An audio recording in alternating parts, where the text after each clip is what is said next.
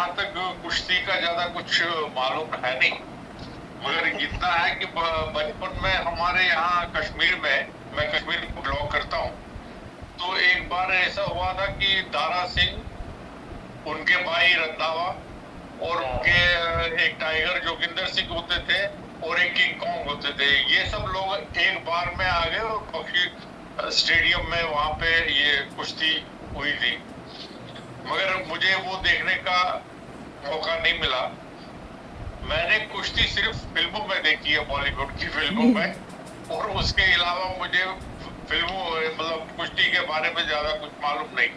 मगर आज जो तहरीर मैंने सुनी तो उससे मुझे ऐसा लगा कि मेरे सामने कुश्ती एक्चुअली हो रही है और दो पहलवान आपस में भिड़ गए हैं और क्या क्या चीजें हो रही हैं उनमें, तो वो सब जो उन्होंने इस्तिलाहात यूज की है, तो वो उससे समझ आ रहा था कि कुश्ती कैसे होती थी। तो मैं उनको इसके लिए मुबारकबाद देता हूँ कि कम से कम मुझ जैसे आदमी जिसको कुश्ती के बारे में ज्यादा नहीं मालूम, मुझे भी कुछ समझ आ गया कि कुश्ती होती कैसी है। दरअसल जैसे इन्होंने कहा कि अब दूध 300, ये दूध 300 तो खैर इसी साल हो गया, खासकर पाकिस्तान में, अभी इंडिया में तो अभी हुआ नहीं। मगर एक्चुअली क्या हुआ कि तहजीब के साथ, कल्चर के साथ हर चीज बदल जाती है, और कुश्ती का जो सिस्टम है वो इकोनॉमिक और सोशल जो चेंजेस आ गई है उनकी वजह से ये एक जिसको कहते हैं बैकग्राउंड में चला गया।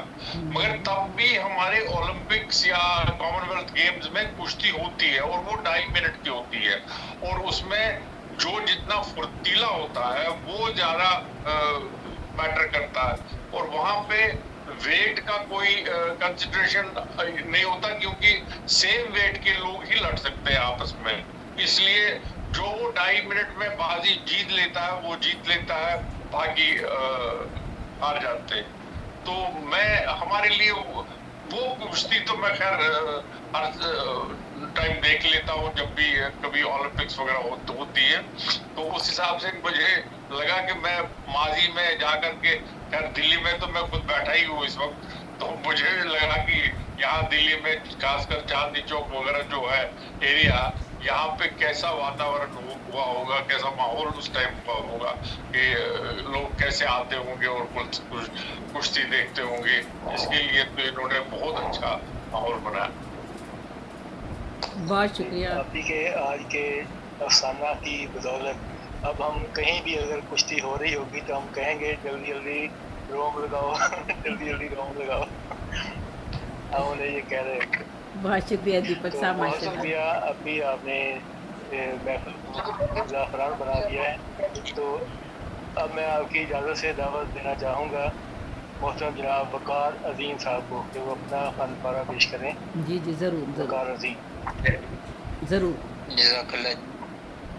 तौहीद की अमानत सीनों में है हमारे, आसान नहीं मिटाना नामो निशां हमारा। दुनिया के बुत कदों में वो